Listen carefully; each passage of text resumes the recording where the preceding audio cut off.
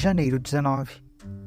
Gênesis 39, verso 1 a 41, verso 16. Quando José foi levado para o Egito pelos negociantes ismaelitas, eles os venderam a Potifar, um oficial egípcio. Potifar era capitão de guarda do faraó, o rei do Egito. O Senhor estava com José, por isso ele era bem-sucedido em tudo que fazia no serviço da casa de seu senhor egípcio. Potifar percebeu que o Senhor estava com José e lhe dava sucesso em tudo que ele fazia. Satisfeito com isso, nomeou José seu assistente pessoal e o encarregou de toda a sua casa e de todos os seus bens. A partir do dia em que José foi encarregado de toda a casa e de todas as propriedades de Potifar, o Senhor começou a abençoar a casa do egípcio por causa de José. Tudo corria bem na casa e as plantações e os animais prosperavam. Assim, Potifar entregou tudo que possuía aos cuidados de José e, tendo-o como administrador, não se preocupava com nada, exceto com o que iria comer. José era um rapaz muito bonito, de bela aparência, e logo a esposa de Potifar começou a olhar para ele com desejo. "Venha, deite-se comigo", ordenou ela. José recusou e disse: "Meu senhor me confiou todos os bens de sua casa e não precisa se preocupar com nada. Ninguém aqui tem mais autoridade que eu. Ele não me negou coisa alguma, exceto a senhora, pois é mulher dele. Como poderei eu cometer tamanha maldade? Estarei pecando contra Deus." A mulher continuava a assediar José diariamente, mas ele se recusava a deitar com ela. Certo dia, porém, quando José entrou para fazer o seu trabalho, não havia mais ninguém na casa. Ela se aproximou, agarrou-o pelo manto e exigiu: "Venha, deite-se comigo." José se desvencilhou e fugiu da casa, mas o manto ficou na mão da mulher. Quando ela viu que José tinha fugido, mas que o manto havia ficado na mão dela, chamou seus servos. "Vejam", disse ela, "meu marido trouxe esse escravo hebreu para nos fazer de bobos. Ele entrou no meu quarto para me violentar, mas eu gritei. Quando ele me ouviu gritar, saiu correndo e escapou, mas largou seu manto comigo." Ela guardou o manto até o marido voltar para casa. Então, contou-lhe sua versão da história. "O escravo hebreu que você trouxe para nossa casa tentou aproveitar-se de mim", disse ela. "Mas, quando eu gritei, ele saiu correndo e largou seu manto comigo." Ao ouvir a mulher contar como José a havia tratado, Potifar se enfureceu. Pegou José e o lançou na prisão onde ficavam os prisioneiros do rei, e ali José permaneceu. Mas o Senhor estava com ele na prisão e o tratou com bondade. Fez José conquistar a simpatia do carcereiro, que em pouco tempo encarregou José de todos os outros presos e de todas as tarefas da prisão. O carcereiro não precisava mais se preocupar com nada, pois José cuidava de tudo. O Senhor estava com ele e lhe dava sucesso em tudo o que ele fazia. Algum tempo depois, o chefe dos copeiros e o chefe dos padeiros do faraó ofenderam seu senhor, o rei do Egito.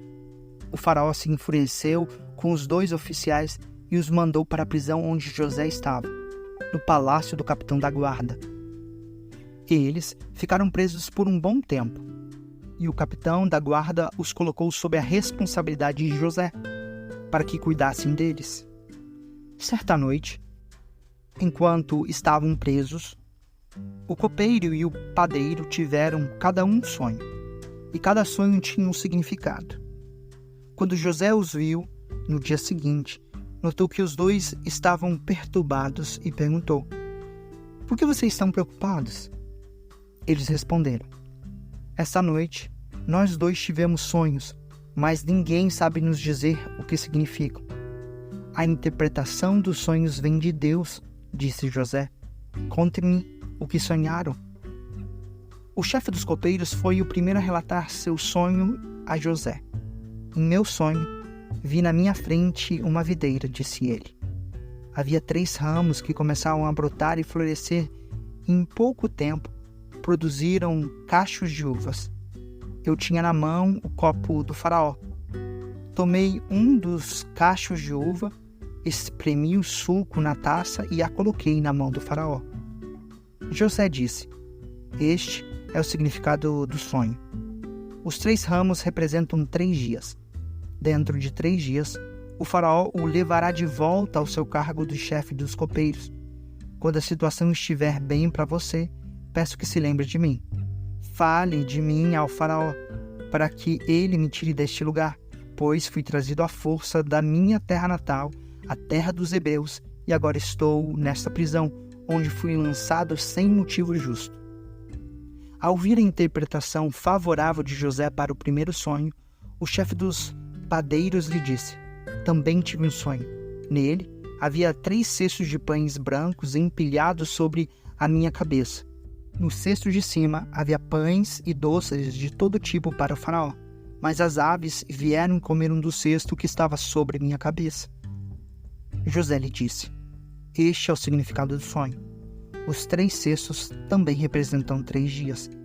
Dentro de 3 dias, o faraó pendurará sua cabeça em um poste, e as aves comerão sua carne. 3 dias depois, era o aniversário do faraó, e ele preparou um banquete para todos os oficiais e funcionários.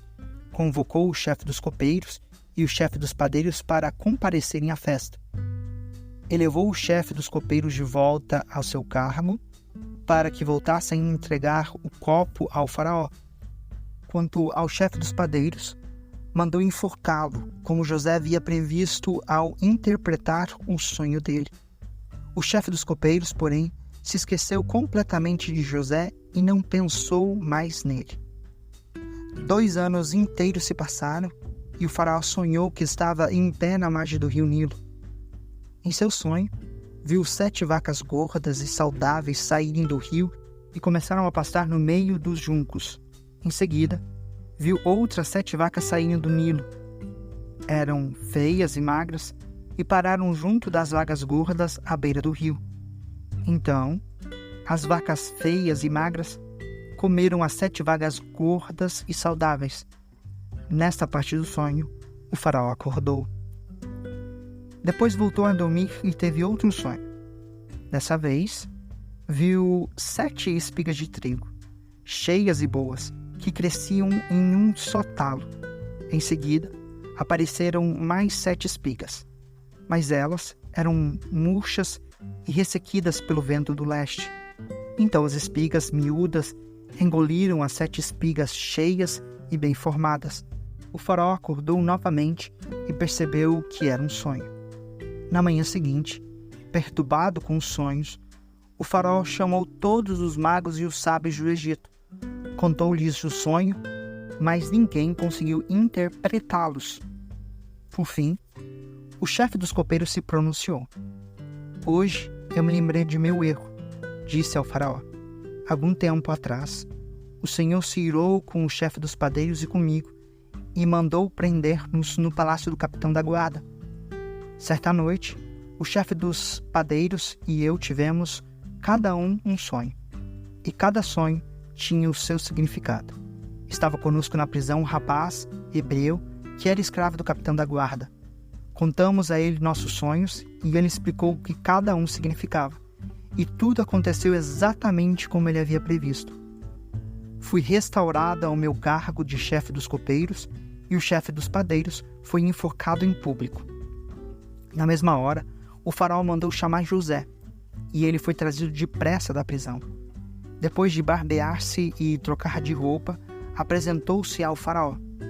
Disse o faraó a José: tive um sonho essa noite e ninguém aqui consegue me dizer o que ele significa. Soube, porém, que ao ouvir um sonho, você é capaz de interpretá-lo. José respondeu: essa capacidade não está em minhas mãos, mas Deus pode revelar o significado ao faraó e acalmá-lo. Mateus 12, verso 46 a 13, verso 23. Enquanto Jesus falava à multidão, sua mãe e seus irmãos estavam do lado de fora pedindo para falar com ele. Alguém disse a Jesus: sua mãe e seus irmãos estão lá fora e querem falar com o Senhor. Jesus respondeu: quem é minha mãe? Quem são meus irmãos?